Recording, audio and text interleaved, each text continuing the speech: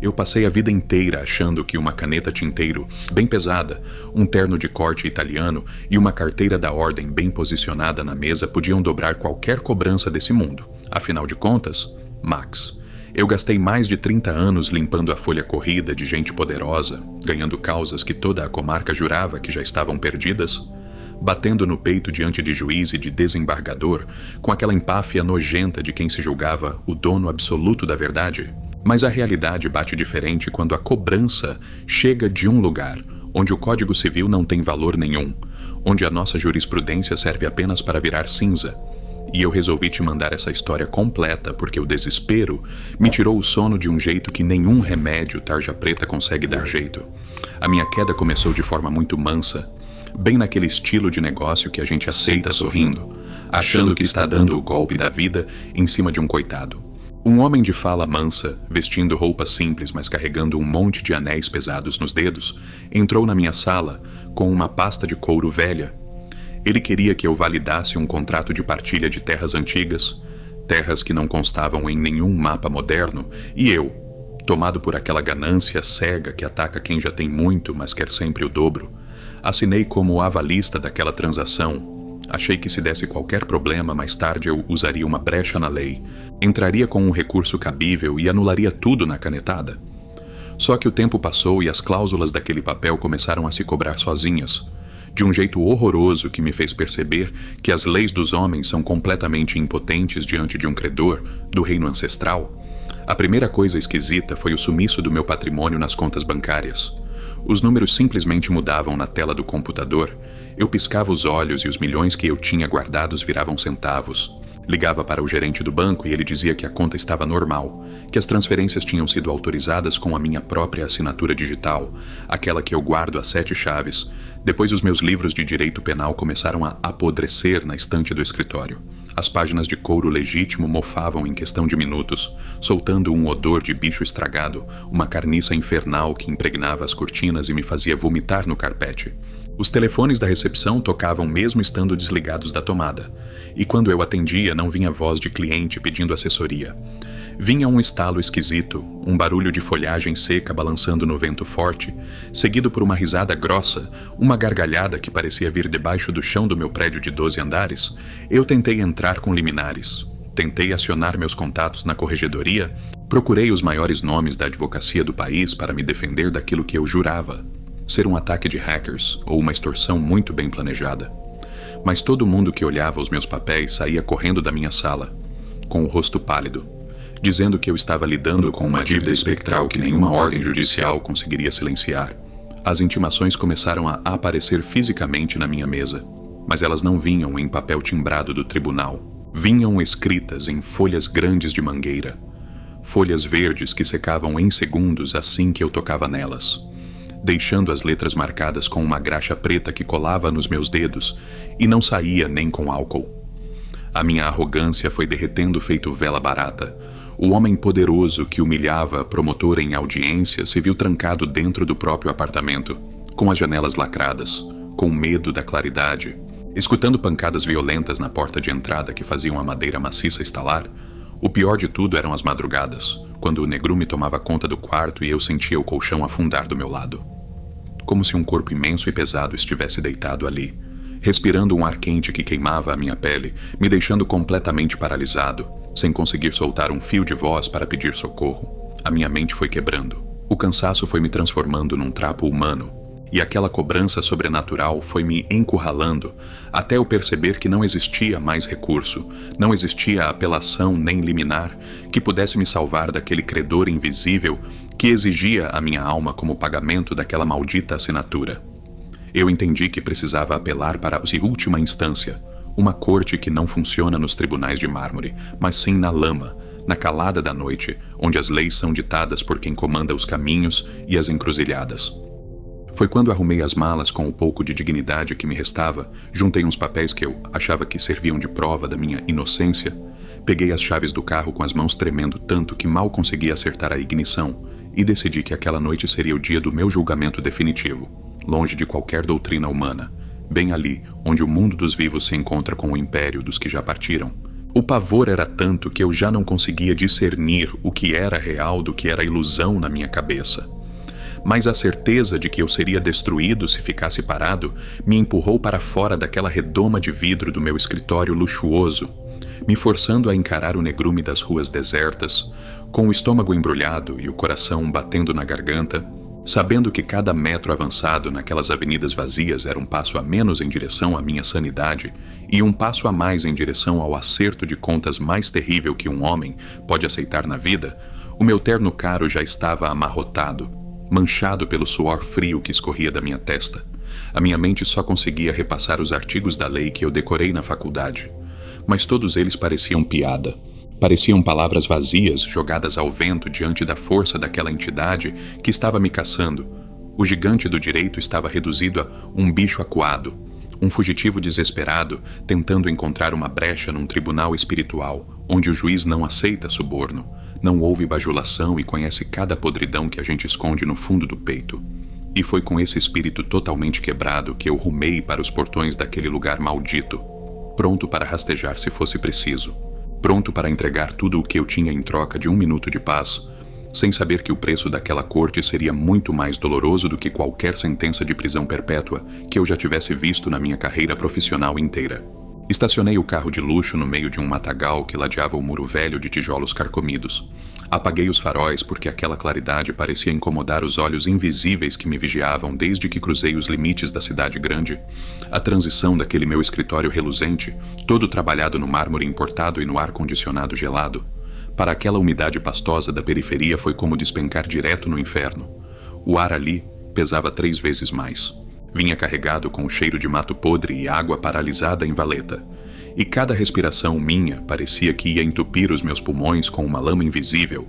Eu desci do veículo com as pernas tão bambas que precisei me apoiar na lataria quente, olhando para aquela imensidão de ferro retorcido que formava o portão do cemitério, um lugar esquecido pelo poder público, onde os vivos não pisavam nem por decreto, e onde os desencarnados pareciam governar com uma força que a gente que vive no asfalto nem desconfia. Tirei o paletó que custou uma fortuna porque ele parecia uma camisa de força apertando o meu peito. A gravata já tinha sumido em algum ponto do caminho, e quando dei a primeira pisada firme naquele chão barrento, o meu sapato de couro de cromo afundou até o tornozelo na gosma preta, deixando claro que a minha riqueza ali não passava de lixo. Eu comecei a caminhar rente ao muro, escutando o barulho das minhas próprias roupas rasgando nos galhos de espinho que cresciam sem controle pelas calçadas abandonadas. E o desespero psicológico foi tomando conta de tal forma que eu comecei a chorar, feito um menino desmamado, uma vergonha que eu nunca imaginei passar na vida, eu que passei décadas gritando em tribunal e humilhando testemunha. Agora, me via de joelhos no barro, limpando o nariz na manga da camisa branca que já estava encardida de fuligem e sujeira. A cada metro que eu avançava em direção àquela entrada principal, a certeza de que a minha vida tinha acabado como eu conhecia se tornava mais real. As luzes dos postes da avenida distante piscavam de um jeito ritmado, como se estivessem acompanhando as batidas descompassadas do meu coração pecador.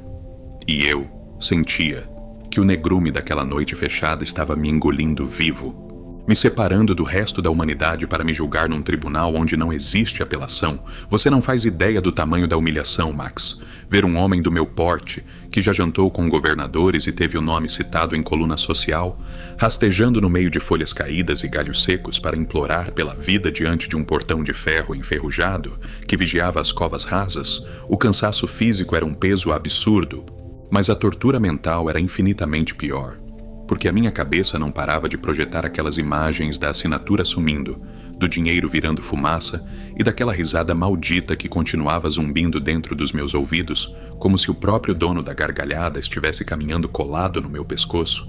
Eu cheguei finalmente diante dos grandes portões de ferro. As correntes grossas que amarravam as 2 folhas de metal estavam trancadas com um cadeado velho, mas entre uma barra e outra existia um vão largo o suficiente para um homem desesperado passar, pois desde que estivesse disposto a rasgar a própria pele no ferro pontiagudo.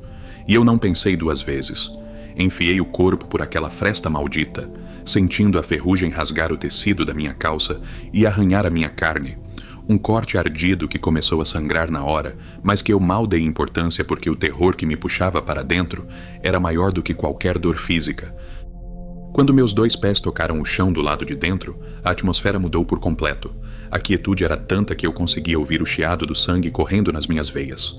E o vento que batia nas copas das árvores grandes lá no fundo parecia uma voz antiga, uma voz sem corpo que me chamava pelo meu nome de batismo, aquele nome que eu passei a vida tentando esconder atrás do título de doutor. Caminhei cambaleando pelas vielas estreitas que separavam os túmulos de cimento rachado, alguns deles cobertos por uma vegetação rasteira que parecia querer engolir as memórias dos que ali repousavam, até que avistei o ponto exato que o homem dos anéis pesados tinha me indicado no dia do contrato. A grande encruzilhada interna, bem ali onde o caminho principal se dividia em 4 direções sob a copa imensa de uma árvore de folhas largas, uma mangueira gigantesca cujos galhos pareciam braços compridos e retorcidos se estendendo sobre o chão de lama. Eu parei exatamente no centro daquele cruzamento, despojado de toda a minha armadura profissional, sem nenhuma folha de papel para me defender, sem nenhuma tese jurídica mirabolante para apresentar.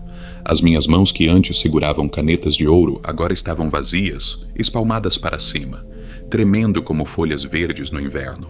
O suor frio escorria pelos meus olhos, embaçando a minha visão, e o peso daquela arrogância de uma vida inteira desmoronou sobre os meus ombros de um jeito tão violento que eu desabei de joelhos bem no meio da lama, batendo com a testa no chão úmido, deixando que a sujeira cobrisse o meu rosto, outrora altivo. Eu não era mais o grande advogado que cobrava fortunas para livrar bandidos da cadeia. Eu era apenas um réu indefeso, um trapo de gente esperando a manifestação da autoridade máxima daquele território sagrado e terrível. A noite parecia ter congelado naquele instante. O tempo parou de correr e o ar ficou tão espesso que parecia que eu estava submerso em águas profundas, sabendo que dali para frente não existia mais volta, que o portão que ficou para trás era a fronteira final entre o homem que eu achei que mandava no mundo e a criatura miserável que agora esperava o julgamento de um senhor que não conhece a palavra misericórdia quando lida com a vaidade dos homens.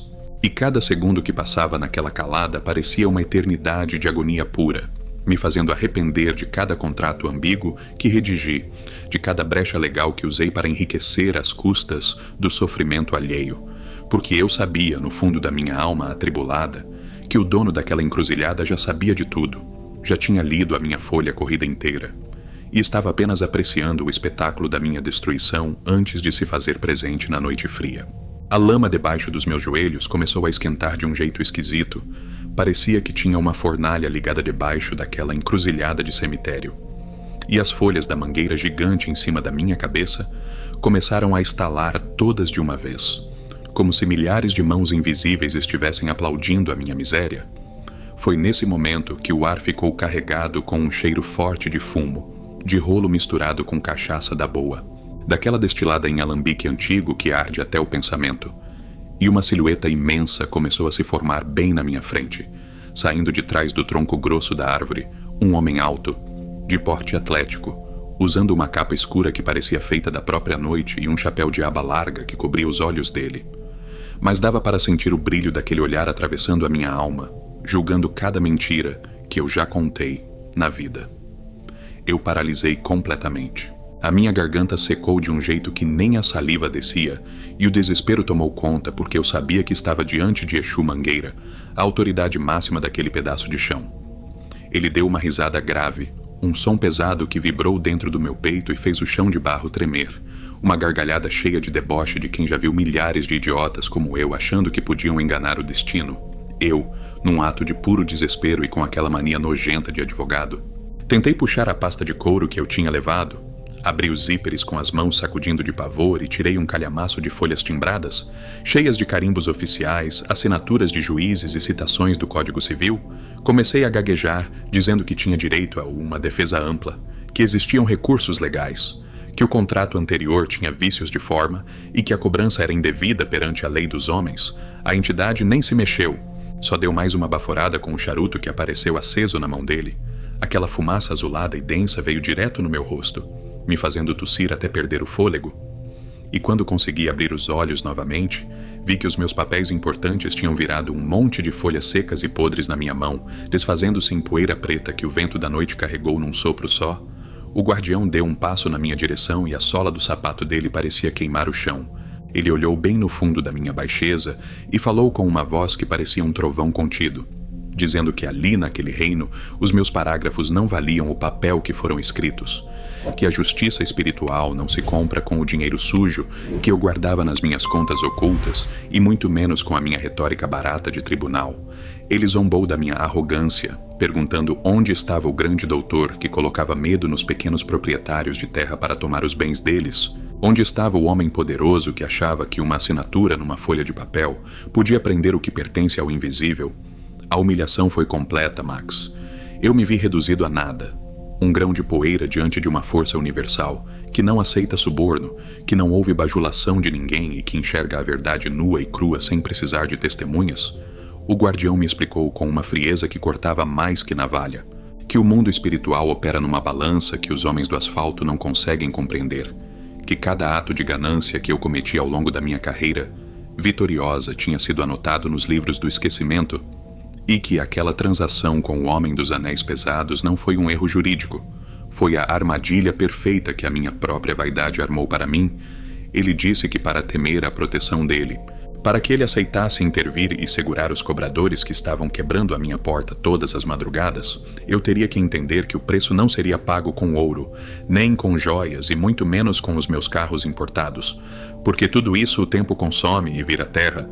O verdadeiro pagamento que ele exigia envolvia uma entrega total, uma transformação que ia arrancar a minha soberba da carne feito pele viva, me transformando num servo daquela encruzilhada para o resto dos meus dias.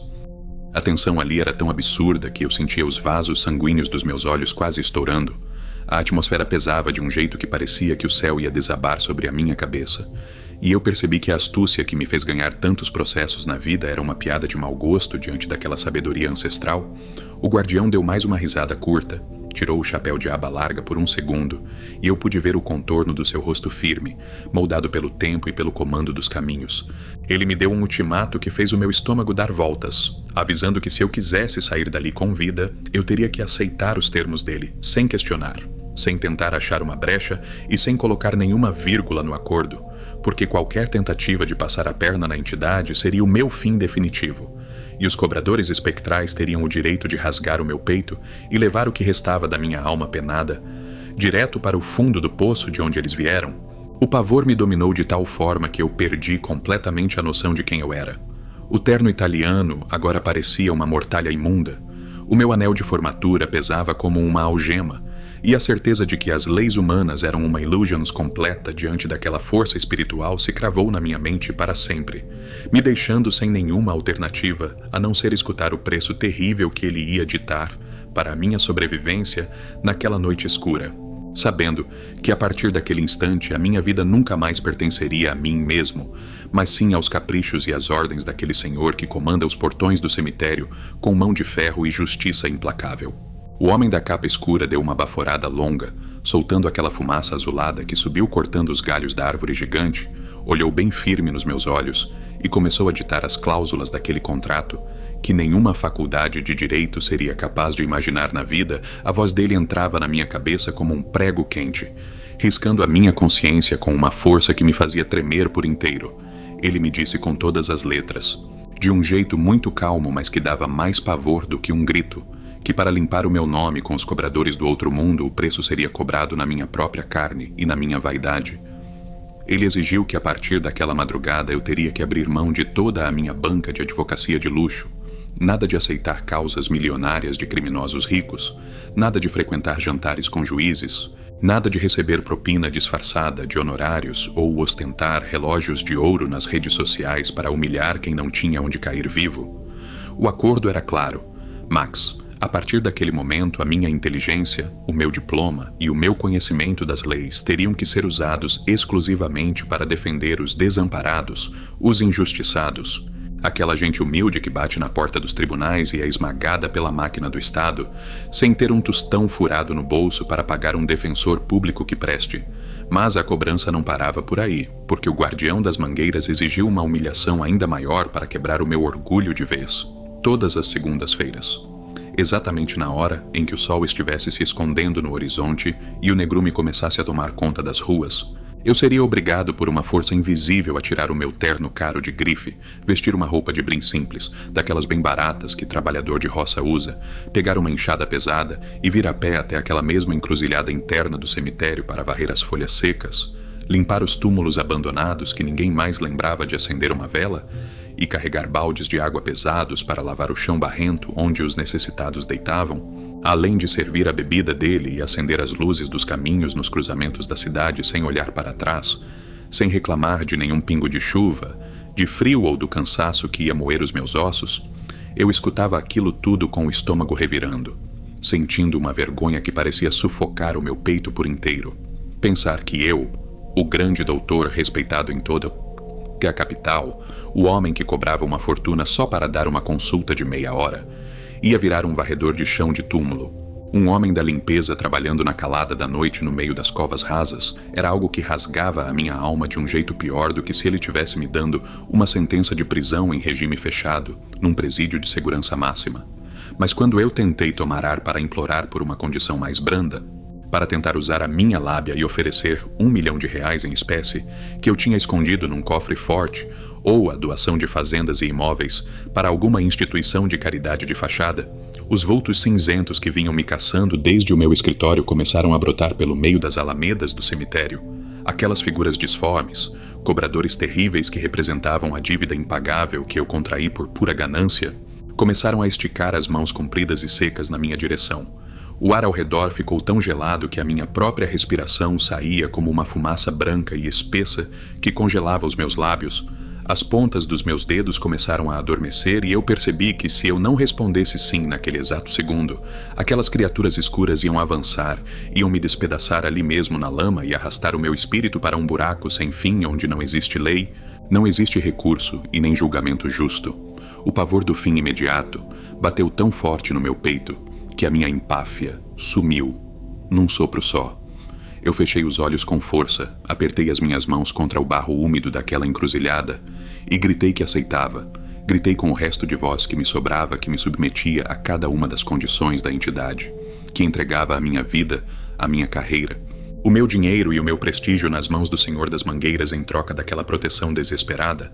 No momento exato em que a última palavra de aceitação saiu da minha boca, um estalo violento cortou o ar daquela noite. Como se um chicote de ferro tivesse batido com toda a força no meio do cruzamento, a entidade deu uma última gargalhada alta, mas dessa vez passava longe de ser um deboche, era um som de vitória, de quem tinha acabado de dobrar as pernas de mais um vaidoso nas correntes da justiça espiritual que não falha. Ele estendeu a mão direita sobre essa minha cabeça, e eu senti um peso absurdo esmagar o meu pescoço.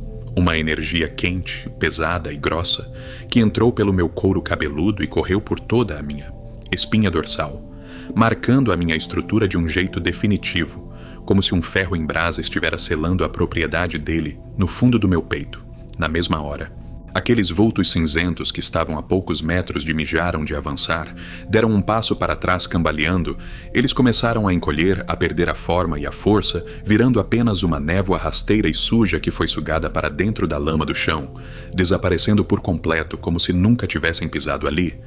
O alívio físico de ver aquelas visagens recuando foi imediato. O peso que apertava o meu coração diminuiu, e o ar voltou a entrar nos meus pulmões com mais facilidade. Mas esse alívio veio acompanhado de um vazio assustador, de uma solidão que doía na alma, porque eu olhei para o lado e vi que a imensa presença do guardião tinha tomado conta de todo o espaço ao redor.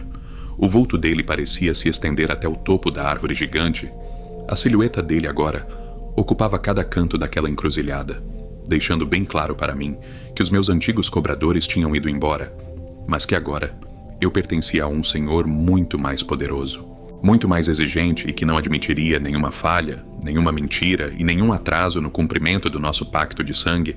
Eu continuei ali jogado no chão, vendo a fumaça do charuto dele sumir devagar no ar frio da madrugada, sabendo que a minha vida antiga de riqueza fácil, de soberba profissional e de jantares de luxo com a alta sociedade, tinha morrido naquele exato instante sob as ordens daquele senhor que comanda os portões com mão de ferro. O cansaço que me abateu depois que o contrato foi fechado foi algo avassalador. As minhas forças sumiram de tal forma que eu não conseguia nem me levantar do chão barrento.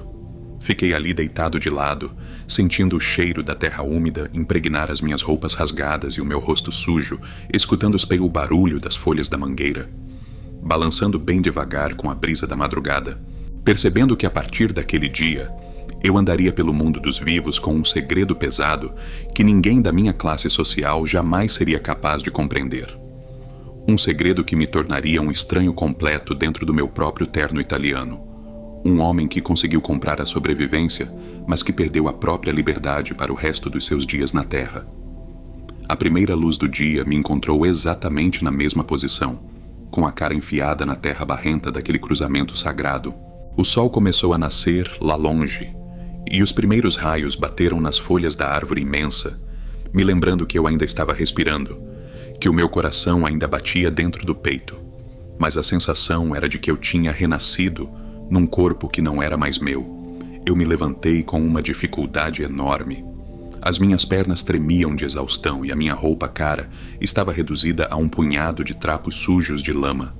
Caminhei de volta pelos mesmos corredores estreitos entre os túmulos, mas dessa vez o terror paralisante tinha dado lugar a um respeito absoluto, um temor profundo que vai me acompanhar até o meu último dia de vida. Entrei no meu carro de luxo e sujei os bancos de couro claro sem a menor cerimônia, porque aquele veículo caro não significava mais absolutamente nada.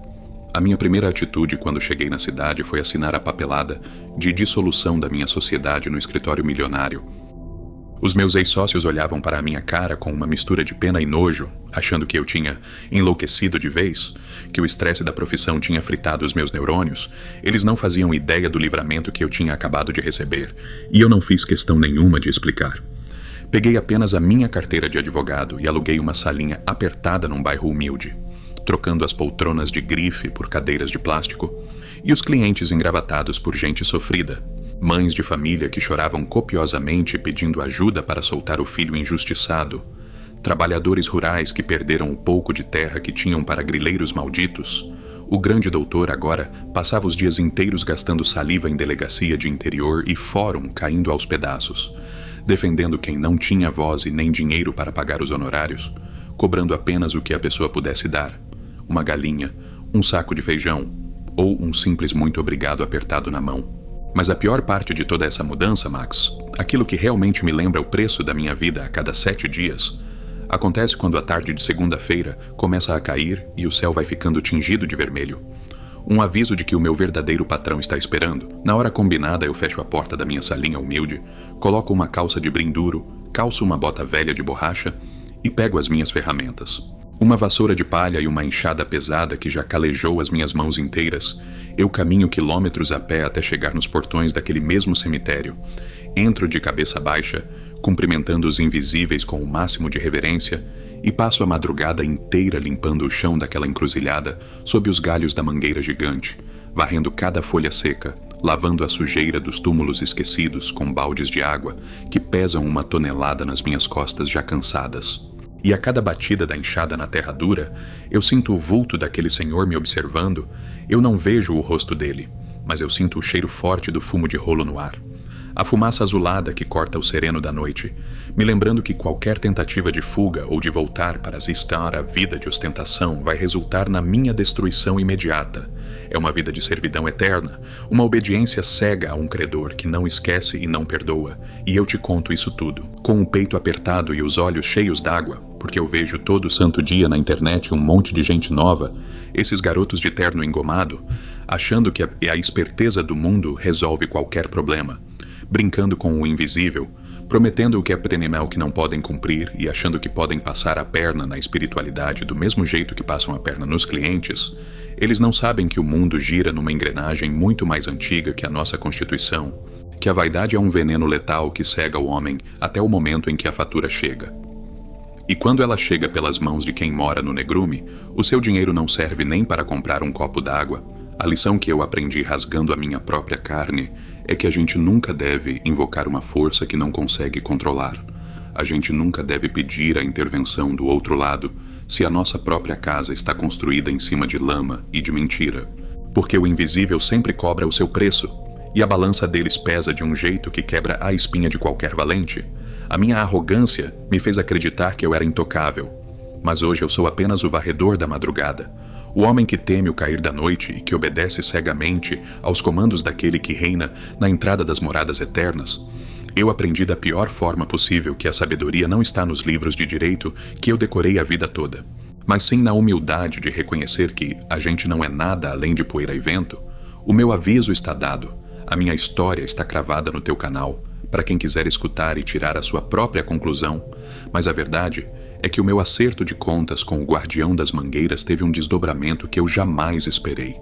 Uma revelação final que aconteceu na última segunda-feira, enquanto eu varria a beirada de uma cova muito antiga. Um detalhe tão perturbador sobre a origem daquela minha dívida espiritual que me obrigou a escrever esse relato correndo, com o coração pulando pela boca.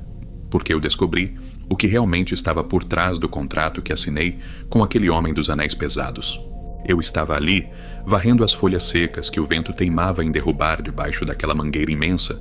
Já passava das 3 da madrugada e o meu corpo inteiro doía de um jeito que a enxada parecia pesar 100 quilos nas minhas mãos cheias de bolhas. Eu tinha recebido a ordem mental de limpar uma ala muito antiga do cemitério, um lugar onde as cruzes de madeira já estavam apodrecidas e as placas de identificação tinham virado pó há muitas décadas. Era um pedaço de chão que ninguém visitava, esquecido pelo tempo e coberto por um matagal grosso que eu vinha cortando na foice desde o início da noite. Quando a lâmina da minha ferramenta bateu num pedaço de mármore enterrado na lama, o barulho do metal raspando na pedra fez os meus dentes trincarem. Eu me ajoelhei no barro para arrancar as raízes que prendiam aquela placa, jogando a água do balde para lavar a crosta de sujeira acumulada.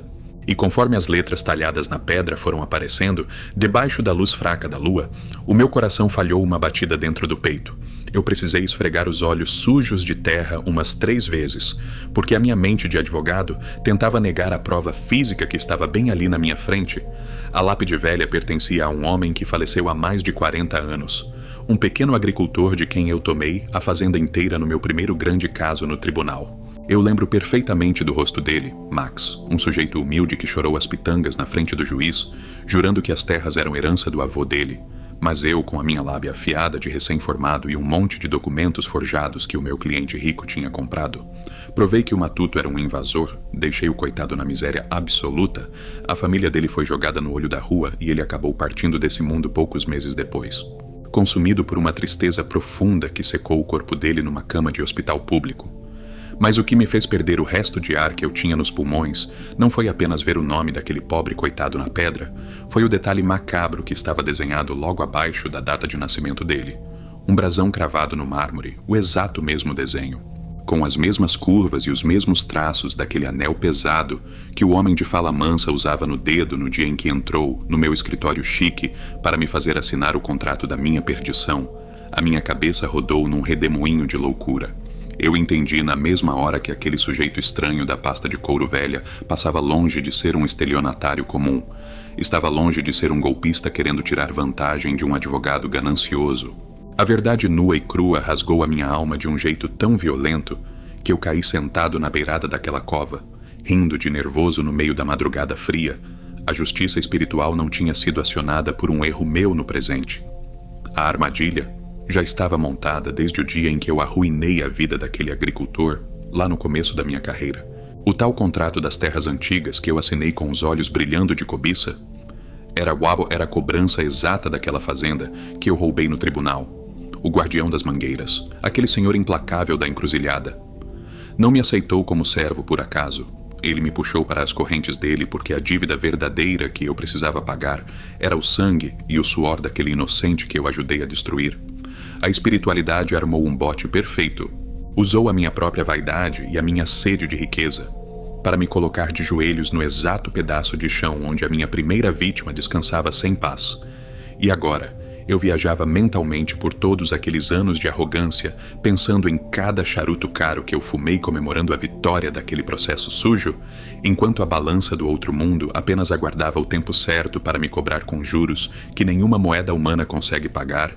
Eu toquei na pedra fria daquela lápide com a mão tremendo muito, pedindo perdão com a voz embargada, um choro de arrependimento genuíno de um homem que finalmente compreendeu a própria insignificância diante das leis que regem o invisível. Mas o perdão que eu pedia não ia mudar a minha pena. Eu sabia que aquele era o meu destino final. varrer a poeira das covas daqueles que eu humilhei, limpar a sujeira dos desamparados até o dia em que o meu próprio corpo virar adubo para essa mesma terra, o Homem dos Anéis Pesados era a própria manifestação da cobrança kármica, um emissário enviado pelas forças maiores para entregar a intimação que eu não podia anular. Eu olhei para o fundo da alameda e lá estava ele de novo, a silhueta imensa de Exu Mangueira se formando no meio do negrume. O charuto aceso brilhando feito uma brasa do inferno e uma fumaça densa tomando conta do ar. Ele não falou nenhuma palavra dessa vez. Apenas apontou o dedo grosso na direção da minha enxada caída no chão, me lembrando que o horário de descanso não existe para quem vendeu a própria liberdade. Eu juntei a ferramenta do barro, limpei o cabo sujo na minha calça rasgada e voltei a capinar o mato ao redor do túmulo daquele agricultor. Com os braços latejando de dor e a alma moída pela certeza de que a fatura do universo sempre chega. Mais cedo ou mais tarde ela bate na porta e cobra cada lágrima derramada por quem não tinha como se defender. Fica aqui o meu último recado para você e para toda a turma que acompanha o teu trabalho. Tomem cuidado com os contratos que vocês assinam na vida e tomem mais cuidado ainda com as vitórias fáceis que custam o sofrimento alheio. Porque a lei do retorno é um cobrador impiedoso que não manda aviso de protesto, ele vem em carne e osso, na calada da noite, e te arrasta para uma encruzilhada de onde ninguém consegue sair fingindo que é inocente. Rapaz, quando eu terminei de ler esse relato que mandaram aqui para o canal, confesso que passei um bom tempo pensativo. A gente vê tanta gente por aí cheia de empáfia, achando que o dinheiro e a lábia dobram qualquer um. Mas a verdade é que a justiça que vem do invisível não aceita recurso. O orgulho desse homem virou poeira e ele acabou virando o varredor da calada da noite. Uma lição pesada sobre colher exatamente aquilo que a gente planta, sem choro e sem brecha na lei. E para dar aquela força aqui para o meu trabalho, estou deixando 3 ótimos produtos neste vídeo. Confere lá, garanto que irão gostar. São coisas que separei com muito carinho para quem é fã de verdade dos nossos causos aqui. Agora, se você quer ver a nossa comunidade crescer ainda mais, eu peço a você que hypa esse vídeo para o YouTube espalhar ele para muito mais gente que curte um terror de respeito, larga o seu gostei aí na tela, se inscreve no canal para não perder os próximos relatos e compartilha com aquele seu amigo que acha que é o dono do mundo. E preste muita atenção porque esse é o teste definitivo, para eu saber quem ficou comigo até o último segundo e respeita o comando de quem manda nas encruzilhadas. Eu quero que você deixe um comentário aqui embaixo com a palavra balança. Escreva apenas essa palavra nos comentários. Vamos mostrar a força do nosso canal e provar quem teve coragem de ouvir essa cobrança até o fim. Deixa aí a palavra balança e mude a sua forma de olhar para o mundo. Um abraço do seu amigo Max e até o próximo conto.